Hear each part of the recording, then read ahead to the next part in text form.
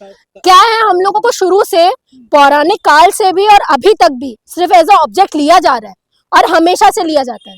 लड़की को सिर्फ बच्चा पैदा करने के लिए, बच्चे को पालने के लिए, घर संभालने के लिए, लड़की कहीं जा नहीं सकती घर से बाहर, सिर्फ घर के काम करेगी।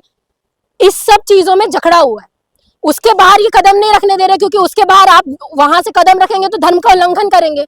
तो ये जब पार्टी ये चीज बोलती है ना कि हमको हिंदू राष्ट्र बनाना है, राम राज्य बनाना है, तो ये इनडायरेक्टली आपको ये भी बता रही है कि अपनी लड़कियों को बचा के रखो।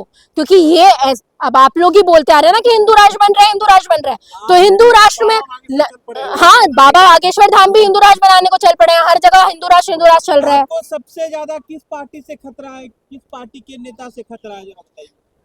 अभी लड़ाई सीधी सीधी है बीजेपी हटाने की, ठीक है, क्योंकि सबको ये चीज पता है, लात सबको पड़ने वाली है और सब लपेटे में हम आ ही चुके हैं। अब इतना, अब वो भी छोड़िए सर, इतना होने के बाद भी जब यादवों के साथ में इतना अत्याचार हुआ, ठीक है, उसके बाद भी यादव अगर अपने धर्म की पालकी नहीं छोड़ना चाह रहे हैं, वो नहीं आना चाह रहे हैं, तो उनको लात खाना अच्छा लग रहा है। आपको अगर लात खाना अच्छा लग रहा है, पिटना अच्छा लग रहा है, तो बीजेपी को वोट दीजिए, बार बार लाइए। मैं तो बोल रही हूँ, चौथी बार भी बनाई है, पांचवी बार भी बनाई है। एक तरफ की बेटी बचाओ बेटी पढ़ाओ, दूसरी तरफ देश में तमाम महिलाओं को नहीं, मैं आपको बता रही हूँ, बीजेपी मोदी जी ने पहले ही बता दिया था बेटी बचाओ, क्योंकि बेटी बचाओगे तभी, क्योंकि बेटी नहीं बचाओगे तो देखो ना रेप हो रहे हैं। वो आपको पहले, आप क्या आप समझ नहीं पा रहे हो, वो आपको पहले से इंडिकेट दे रहे हैं कि अपनी बेटी को बचा के रखो, क्योंकि बचा के रखोगे नहीं तो बेटियों के साथ में रेप होगा।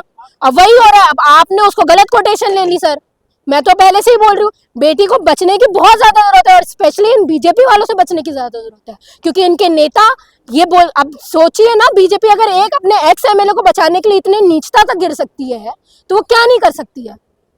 इनके पीएम वही है ना जो एक लड़की को, एक लड़की के लिए पूरे सारे सब कुछ सारे लोगों को रखा दिया था कि वो लड़की कहाँ है, उसको ढूंढ के लाओ, मुझे उस लड़की को चाहिए। और क्या बोलोगे, जिसका नेता ही ऐसा, उसके सारे पार्टी के लोग कैसे होंगे? ऐसे ही होंगे ना। क्या उम्मीद करोगे इनसे? न्याय की तो उम्मीद कभी करना मत। अरे मैं इन महिलाओं को भी बोल रही हूँ, जो आपने बोला ना, जो बाहर आई हैं उनके सपोर्ट के लिए, आपके साथ में होगा ना कभी तो रोना मत, क्योंकि ऐसे लोगों को आप सपोर्ट कर रहे हो, ऐसे लोगों को शय आप दे रहे हो। रेपिस्ट कभी ये नहीं बोलता कि मैंने रेप किया है, अपराधी कभी ये नहीं बोलता कि मैंने अपराध किया है, क्रिमिनल कभी ये नहीं बोलता कि मैं क्रिमिनल हूँ। वो अपने आप को सच्चा साबित करने में हमेशा लगा रहता है। पर ये आपके ऊपर इतना सब दिखने के बाद भी, अब आप देखो बीजेपी के नेता को ओपी राजभर ने क्या किया, हंस रहा है वो मीडिया के सामने आके रेप के मामले में। तो आप इन लोगों से क्या उम्मीद करते हो? लोग कह रहे हैं कि टंग स्लिप हो गया था। टंग स्लिप हो गया? आपने देखा वो इंटरव्यू, जब वो हंसे ही जा रहा है। आप एक काम करो, आपसे गद्दी तो संभाली नहीं जा रही, आपसे पॉलिटिक्स तो हो नहीं रही है, तो आप पॉलिटिक्स छोड़ दो, स्टैंड अप कॉमेडियन को ही पॉलिटिक्स करने दो। क्या आज के टाइम में यही हो रहा है, स्टैंड अप कॉमेडियन ही पॉलिटिक्स कर रहे हैं, जो पॉलिटिक्स वाले लोग हैं वो स्टैंड अप कॉमेडी कर रहे हैं मीडिया के सामने आके। ठीक है, इनसे उम्मीद मत रखो कुछ।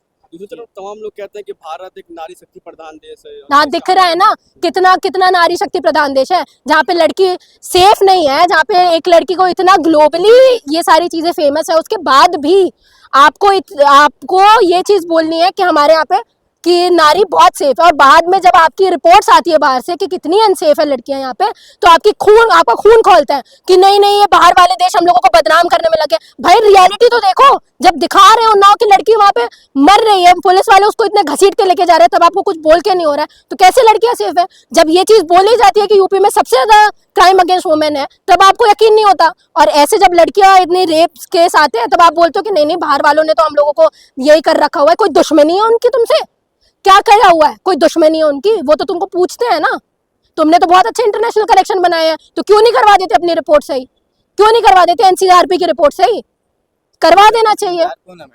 इन सब के जिम्मेदार है पॉलिटिक्स में बैठे हुए कुछ लोग, जो अपनी सत्ता छोड़ना नहीं चाह रहे हैं, जैसे मोदी जी, ठीक है, अमित शाह जी तो खुलेआम अपना रौद्र रूप दिखाते रहते हैं कि पुलिस मेरी है, सब मेरा है। अब बोलो ना, अमित शाह जी से पूछना चाहिए, आपकी पुलिस, दिल्ली पुलिस आपकी क्यों उठा रही है उस लड़की को इतने बुरी तरीके से?